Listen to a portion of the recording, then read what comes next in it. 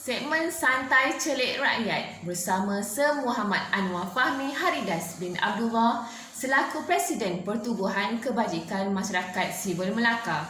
Assalamualaikum dan salam sejahtera tuan. Waalaikumsalam warahmatullahi wabarakatuh. Salam sejahtera. Terima kasih kerana sudi berkongsi pandangan di dalam segmen Santai Celik Rakyat pada malam ini. Tuan, mengapa pada mulanya Datuk Seri Anwar Ibrahim bersungguh-sungguh ke negeri Melaka dan mengadakan perbincangan dengan 4 adun yang menarik sokongan terhadap Yang Amat Berhormat Datuk Seri Sulaiman Mat Ali? Baik, pada mulanya saya melihat Datuk Seri Anwar ini dia ada satu semangat menerima, kekuatan menerima mana-mana individu ataupun adun yang sebenarnya mahu reform ataupun disebut mahukan pembaharuan mereka yang menolak kepada rasuah, ketirisan, salah guna kuasa. Sebab Datuk Seri Anwar ini dia melihat kepada individu berkaitan, adun berkaitan, mengapa mereka keluar meninggalkan kepimpinan Yang Amat Berhormat Datuk Seri Sulaiman Mat Ali. Dan apabila beliau mendengar kepada isu-isu berkaitan dengan royalty pasir, dengan isu-isu berkaitan dengan memberi projek tender kepada kroni-kroni dalam UMNO dan sebagainya, kemudiannya permohonan tanah tidak diberikan kepada China dan India, dan saya melihat nilai-nilai itu sama dengan nilai-nilai perjuangan reformasi ataupun yang dibawa oleh Datuk Seri Anwar daripada dulu. Jadi Anwar Ibrahim pada asalnya dia seorang manusia atau individu yang terbuka. Anwar ini dia boleh adjust.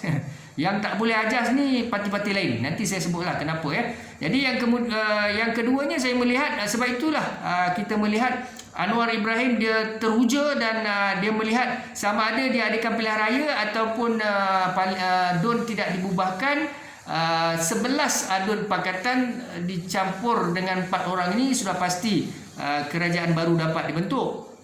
Itulah harapan Anwar Ibrahim dan beliau sangat sungguh-sungguh. Ada kenyataan awal yang menyatakan 4 adun bebas milik PH, namun sentimen berkaitan pudar dan tergugat setelah Majlis PH menolak untuk menerima Datuk Nur Hizam Bakti. Bebas Pengkalan Batu, mengapa bertindak demikian? Baik, pada mulanya memang kita melihatlah bagaimana kegairahan Datuk Seri Anwar, pemimpin-pemimpin Pakatan Harapan sebahagiannya mahukan kekuatan. Sebab saya yakin dan percaya Datuk Seri Anwar dia bukan saja mendengar orang di kiri kanan beliau, malahan beliau juga membaca artikel, komen, ulasan daripada penganalisis politik dan sebagainya. Beliau melihat daripada kesimpulan yang beliau buat dan beliau turun ke Melaka, dan saya pun melihat dalam Facebook, dalam banyak media sosial ada perjumpaan bersama 4 adun ini, adun bebas, maka dan di Hotel Muzaffar itu pun kita melihat. Kemudiannya dalam akhbar ataupun dalam media sosial sudah keluar kenyataan yang menyatakan 4 adun ini milik Pakatan Harapan. Namun demikian berlaku pula tekanan-tekanan. Kita akan bincangkan sebentar lagi. Apakah risiko PH menolak 4 adun ini, khususnya Yang Berhormat Datuk Seri Idris Harun? Baik, bagi saya satu kerugian besar kepada Pakatan Harapan sebab kerana kalaulah Idris Harun YB Idris Harun ini dan juga beliau dalam 4 orang ni sebenarnya yang paling kuat ini adalah YB Datuk Seri Idris Harun. Kalau Idris Harun ni dilepaskan, dia macam emas lah kalung emas. Kalau dilepaskan, kesannya begini mereka bertanding dalam satu parti politik bukan Pakatan Harapan, dan sudah pasti mereka akan menentang Pakatan Harapan. Mereka kena menentang UMNO, kena menentang Bersatu, PAS. Mereka akan menjadi musuh. Jadi apakah ceramah dan syarahan, bentuk syarahan dan ceramah? Takkanlah mereka dalam satu keadaan mereka akan cakap kalau mereka masuk dalam parti putra ataupun parti-parti yang memperjuangkan ideologi masing-masing, sudah pasti parti berkaitan dia tidak boleh menyokong Pakatan Harapan. Melainkan 4 orang ini dia calon bebas, parti bebas, dan mereka menang. Inilah masalah Pakatan Harapan. Jadi saya melihat, adakah Pakatan mengharapkan 4 orang ni bertanding sebagai calon bebas, menang dulu, lepas itu baru nak meminang terima mereka masuk? Di sinilah saya melihat ini PL Yahudi. Di antara 4 adun ini, siapakah yang sebenarnya memiliki potensi untuk menang? Seperti saya nyatakan tadi, senang, saya tak mau huraikan panjang. Yang sebenarnya yang boleh menang, yang berkualiti adalah yang berhormat Datuk Seri Insinyur Idris Harun. Sebab beliau adalah mantan Ketua Menteri Melaka, dan kalau tengok di Sungai Udang, dia punya majoriti sangat tinggi ya. Tetapi kali ini dia ada masalah sebab dia dah keluar daripada UMNO. Sudah pastilah ahli-ahli UMNO akan tidak puas hati, dan begitu jugalah Ketua UMNO bahagian di situ dan sebagainya. So perkara ini akan menyebabkan potensi untuk YB Datuk Seri Insinyur Idris Harun kalah tu tinggilah kalau bertanding di situ. Sebab tu saya yakin dan percaya, beliau asyik sebut anak tempatan bagi laluan dan sebagainya. Saya yakin beliau boleh baca lah kenapa beliau tidak mau bertanding. Sebab kalau bertanding atas platform UMNO risiko. Sangat risiko ya. Sebab sudah pastilah orang UMNO akan loyal dengan pemimpin presiden dan sebagainya. Mengapa 11 adun PH pada mulanya bersetuju menerima satu adun bebas, namun setelah gagal membentuk kerajaan, mereka tidak mahu menerima 4 adun berkaitan bertanding dalam PRN Melaka ke-15? Ini masalah Pakatan Harapan. Yang saya pelik dengan Pakatan Harapan ni satu perkara. Sebab kalau mereka ada integrity, accountability, mereka benar-benar parti yang tidak boleh kompromi dengan mana-mana pihak yang pernah mengkhianati mereka, sudah pasti mereka Tuan Adli Zahari dan pasukannya itu, disebutnya adun-adun di belakang itu, termasuklah 2 daripada PKR, 2 daripada Parti Amanah, dan kemudiannya daripada sebahagian besar 7 daripada DAP. Tapi yang peliknya, kenapa mereka bersetuju? Mereka bersetuju atas alasan gabungan 4 orang adun tadi bersama 11 adun Pakatan Harapan, mereka boleh bentuk kerajaan. Di situ mereka boleh menghalalkan, mereka boleh reda. Tetapi apabila adun dibubarkan, pilihan raya mereka tak boleh reda. Jadi mereka tak boleh terima. Jadi bagi saya, kenapa dia halalkan pada satu masa, dia haramkan pada satu masa. Jadi di sini pun saya melihat kepada Pakatan Harapan ni, dia tidak ada stand. Dia tidak istiqamah. Dia tidak ada jihad yang sebenar. Kalau betul dia punya jihad, dia tak boleh terima, dia patutnya tidak terima langsung 4 orang adun daripada awal. Dia boleh cakap, kamu dah keluar, kamu tidak sokong kerajaan BNPN, kami pun tak mau terima kamu. Itu standard. Jadi, tapi kenapa mereka menerima? Tapi oleh kerana mereka tidak dapat menjadi kerajaan dan ketua menteri, akhirnya mereka menolak atas ini persoalan. Bagi saya, adakah hanya 4 orang ini bersalah? 11 ini tidak ada, mereka suci dalam debu? Ya, ada lagu nanti saya nyanyikan ya, insya-Allah. Baik. Apakah PH kemungkinan bimbang dengan kekuatan Yang Berhormat Datuk Seri Idris Harun yang menuntut menjadi ketua menteri jika PH menang? Dia sebenarnya Yang Berhormat Datuk Seri Insinyur. IR tu Insinyur Idris Harun. Baik. Soalan dia berkaitan dengan ulang balik soalan tu. Apakah PH kemungkinan bimbang dengan kekuatan Yang Berhormat Datuk Seri Idris Harun? Bukan Insinyur. Insinyur. Insinyur. Silakan. Idris Harun yang menuntut menjadi ketua menteri jika PH menang. Baik, memang benar ya. Sebab kekuatan yang ada kepada Datuk Seri Insinyur Idris Harun ni, sebenarnya beliau adalah mantan Ketua Menteri Melaka, dan beliau mempunyai, biasanya beliau adalah orang yang mempunyai pengalaman, beliau mempunyai karisma, dan beliau memang pernah jadi Ketua Menteri. Presiden atau CEO, dia tidak mahu jadi pengikut. Dia memang kebanyakannya CEO. Kalau tanya mana-mana organisasi, sebab itulah masalah Tun Mahathir. Mahathir Mohamad takkan nak lantik dia Jemaah Menteri, termasuk Datuk Seri Anwar Ibrahim. Takkanlah kita nak lantik Anwar Ibrahim sebagai menteri. Jadi beliau pernah menjadi Timbalan Perdana Menteri, sudah pasti selepas ini Perdana Menteri. Begitu juga YB Datuk Seri Insinyur Idris Harun. Memang sikap sifat beliau itu, dia tak boleh jadi esko. Ya, seorang ketua menteri tiba-tiba jadi esko balik. Sebab saya melihat dalam pilihan raya, sebab walaupun BN kalah PRU 14, Idris Harun ni dia terpaksa reda lah. Sebab masa tu dia menang, tapi dia tak boleh jadi ketua menteri. Sebab PH dia ambil alih, kemudiannya adalah rampasan kuasa, adun lompat parti dan sebagainya. Baik, itulah bagi saya seorang ketua dia tidak selesa untuk menjadi pengikut. Biasanya ketua ni sudah ada leadership dia. Ya, dia charismatic leader. So dia memang nak sustain and remain dia punya position. Jarang sangat lah ya. Sebab tu kita selalu dengar YB Idris Harun ni, dia punya, bila orang tanya antara Tuan Adli Zahari dengan Idris Harun, siapakah yang nak jadi ketua menteri ataupun ada give and take, YB Idris Harun dia punya jawapan senang ya. Dia kata jangan cerita dulu benda tu, kita bagi menang dulu.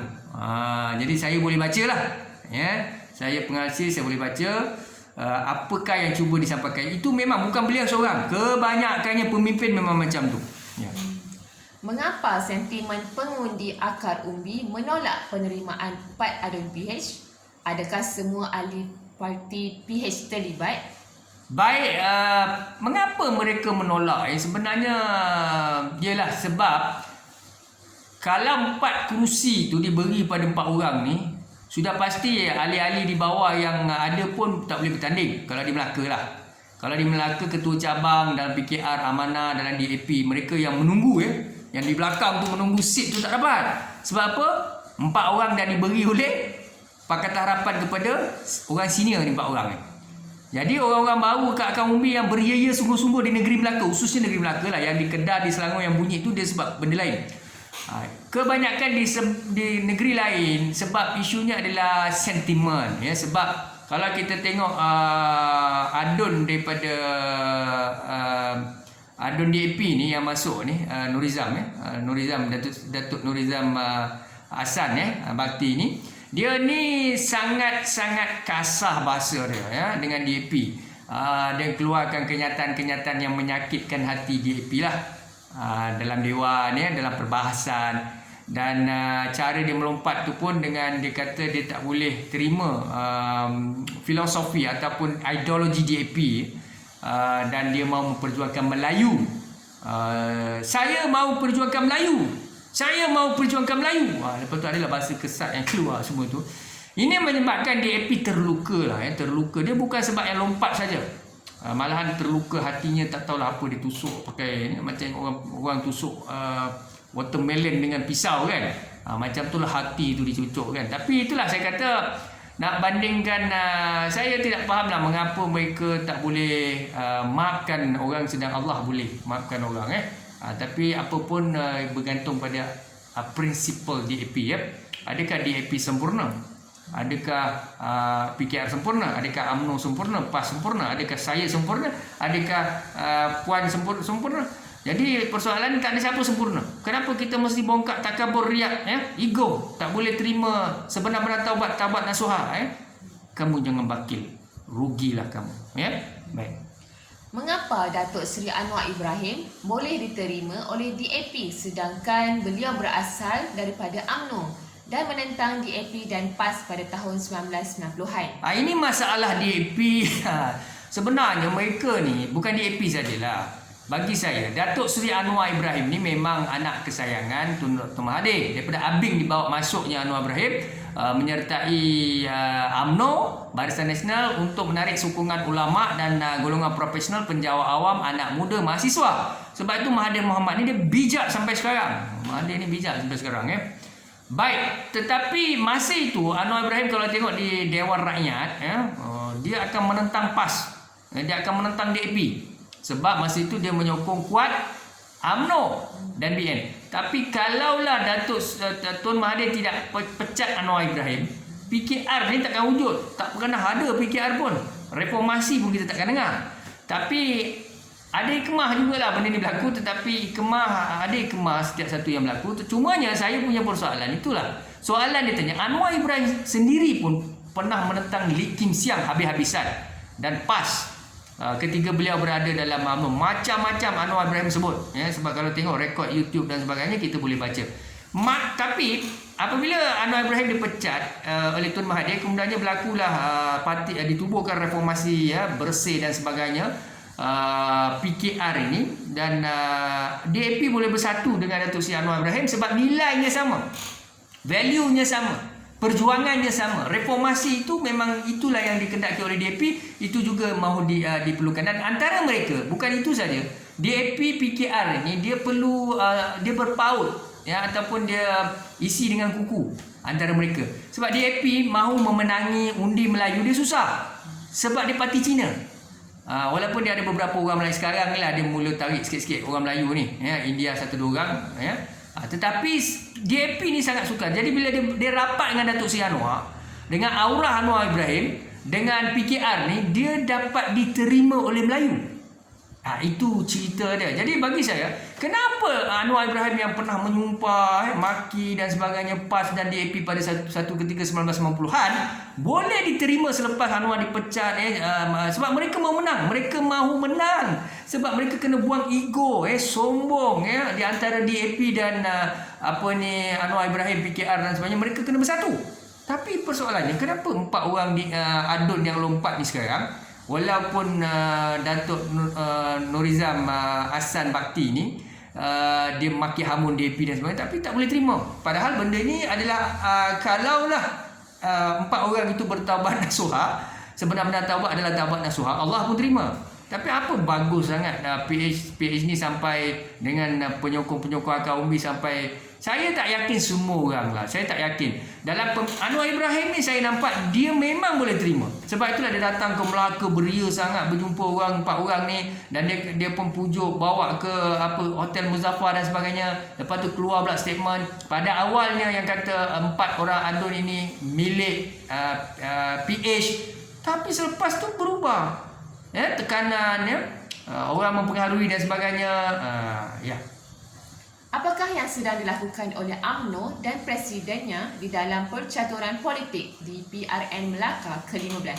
UMNO ini saya melihat Presiden UMNO, beliau mahu melihat, yang pertama beliau memang tidak gemar dengan bersatulah Tan Sri Muhyiddin Yassin ya, ada sebab-sebab tentu. Yang kedua, beliau mahu melihat kekuatan calon UMNO bertanding secara solo. Ini orang tak faham. Sebenarnya Presiden UMNO dia nak melihat boleh menang atau tidak sebab persiapannya untuk pilihan raya ke-15 ya. So pada ketika itu beliau melihat kalau di Melaka dia kalah teruk, dia akan fikir baliklah ya. Lepas tu saya melihat beliau pernah sebut banyak kali kalau dia hilang kuasa di negeri Melaka dia tak hairan ya. Dia pernah sebut apabila isu awal-awal timbul isu berkaitan dengan UMNO hilang sokongan pasal 4 orang ni tarik diri dan sebagainya. Di parlimen saya melihat Datuk Seri Zahid Hamidi pernah menyatakan dia tidak hairan kalau kehilangan mandat UMNO di Melaka. So itu membuktikan beliau tidak melihat kemenangan itu satu kepastian ya, satu hajat yang besar. Dia ada benda yang dia fikirkan ya. Antaranya saya sebut tadi, dia mahu menilai kekuatan UMNO apabila bertanding solo. Tetapi adun-adun di Melaka ni biasalah orang nak kuasa.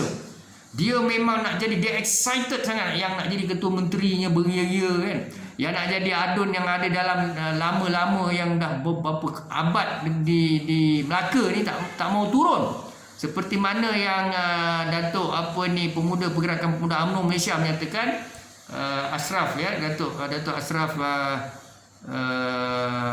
menyatakan bahawa anak-anak muda, pemimpin muda perlu diberi tempat dan ruang ya, seimbang dengan veteran. Tetapi kalau kita lihat budaya UMNO ni, baik di Melaka lah, saya nak cerita di Melaka ni, YB yang sama, wakil rakyat yang sama, undi pun saya tengok dia orang mereka bukan menang besar sangatlah, majoriti. Ramai yang menang-menang tu saya tengok dalam 300-400 ya, 200 beza tau ya, yang veteran ni. Jadi dah sampai masanya lah bagi ruang dan peluang kepada pemuda-pemuda UMNO dan Barisan Nasional ya. Ramai orang muda, jadi berilah peluang, takkan sampai ke mati. Ayat ni kasar tapi kena terimalah sebab tak faham dia orang ya. Dia orang ni macam dia sajalah politik ni career dia ya.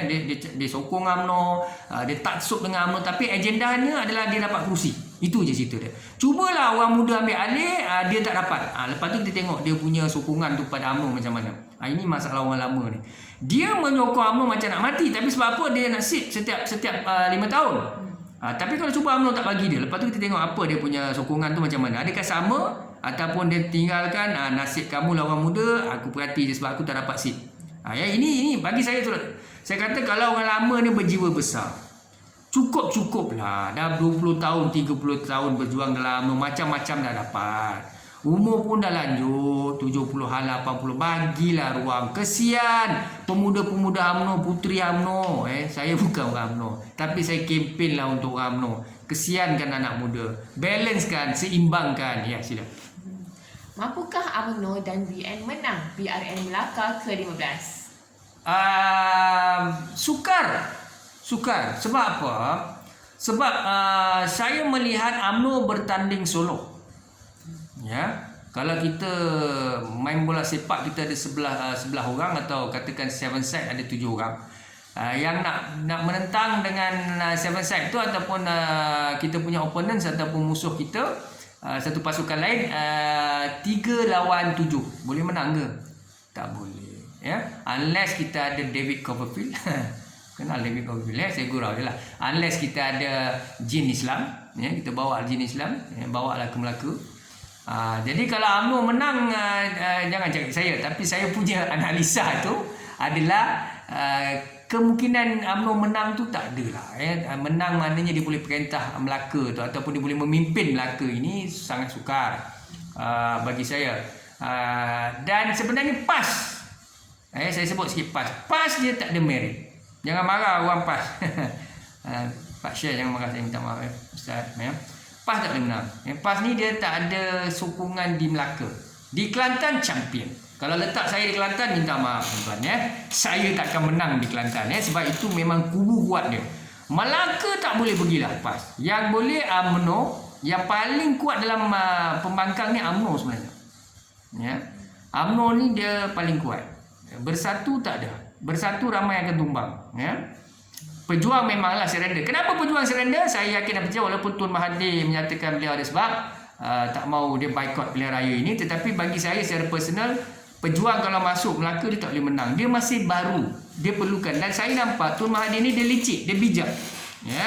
Dia diam dulu, dia test market, dia tengok je daripada jauh. Sebenarnya dia tengah tunggu pilihan raya ke 15 parlimen, ya. Dan sekarang tengok pejuang, dia mencari semua ahli-ahli yang doktor, PhD holder, engineer, ya. Yang comel-comel, letuk-letuk, kening cantum macam saya, hidung mancung, dia cari. Tapi saya dia tak cari lah, dia cari yang pandai-pandai lah, ya. Saya tak berapa pandai, dia tak cari. Baik. Ya. Baiklah, terima kasih banyak. Baik, sikit lagi boleh. kita boleh sembang sikit lagi, ya, berkaitan dengan perkembangan di negeri Melaka. Bagi saya lah, ya, saya seorang yang tidak berpihak. Sebab tu ramai orang PH ni dia tak faham saya. Kadang orang UMNO pun tak faham saya. Dia ingat saya, dia orang ni nak saya sokong mereka, BN atau PH. Saya pula seorang yang belum berada dalam satu parti secara ekstrim. Maknanya saya belum dilama lah kata orang, ya. Kita tahu lama tu maknanya orang kuasai kita, kan, ya. Belum dilama oleh UMNO ataupun MCA, MIC bolehlah, ya. MCA tak boleh.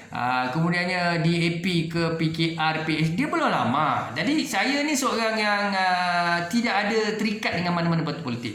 Kemudiannya saya punya stand ni pula, walaupun dia lama saya, masalah saya yang pertama integrity dan accountability. Saya tidak kira siapa mereka, Datuk Najib ke, ya, Presiden Parti ke, ya, Datuk Zahid Hamidi, Ling Wah En, Lee Kim Siang, Datuk Seri Anwar, Datin Seri Wahid Aziza. Saya seorang yang ada prinsipal, Tun Mahathir.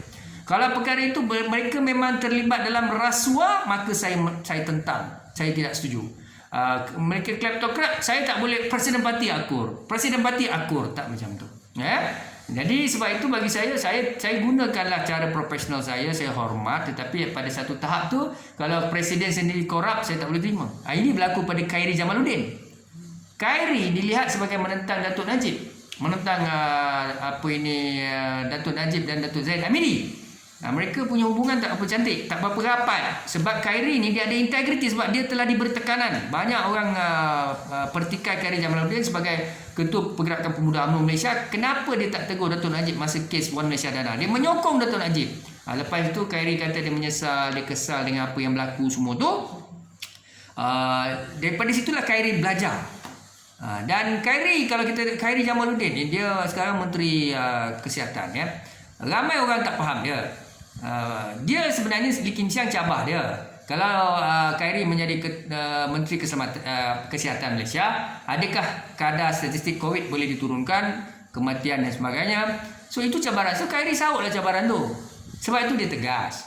Dia tegas dalam banyak isu vaccination. Dia kata siapa yang tak ada vaksin, dia akan mungkin, kalau penjawab awam dia adalah dia punya garis panduan dan sebagainya, tindakan tegas. Bagi rakyat juga mungkin ada tindakan SOP dan sebagainya. Dan banyak orang marah. Sebahagian besar tak faham dia. Yang keduanya berkaitan dengan pilihan raya di Melaka. Kita perlu mengikuti SOP. Saya sendiri buat laporan polis sebab saya anak negeri Melaka. Saya tengok YB Mat Sabu di Parlimen, saya tengok YB Ahmad Mazlan, Ahmad Sabu dia kata negara ni tak ada stand, tak ada prinsip, berubah-ubah pendirian. Orang boleh pergi makan apa semua, main bola apa semua, tapi nak pergi pilihan raya tak boleh. Saya punya soalan pada YB Mat Sabu satu saja. Kalau kadar COVID negeri Melaka, kalau betul lah buat pilihan raya, orang boleh kempen apa semua, turun padang apa semua berpeluk apa semua, ataupun buatlah PH, buat ikut suka hati, BN ikut suka hati. Kalau berlaku kes peningkatan COVID di negeri Melaka, negeriku sayang, saya akan cari YB Mat Sabu sampai ke lubang cacing. Saya akan cari semua pemimpin YB Ahmad Mazlan. Ingat sebab saya tengok YB Ahmad Mazlan pun keluar statement. Saya perhati perlu kaji balik. Dia minta KKM kaji balik pendekatan takkanlah tak boleh jumpa pengundi, tak boleh bilik gerakan dan sebagainya, rumah ke rumah. Saya memang sampai hari ini kita setuju banyak profesor, doktor, pakar undang-undang saya, mereka mencadangkan kepada pihak Tuanku Sultan supaya isytiharkan darurat. Saya orang yang tidak setuju dengan darurat.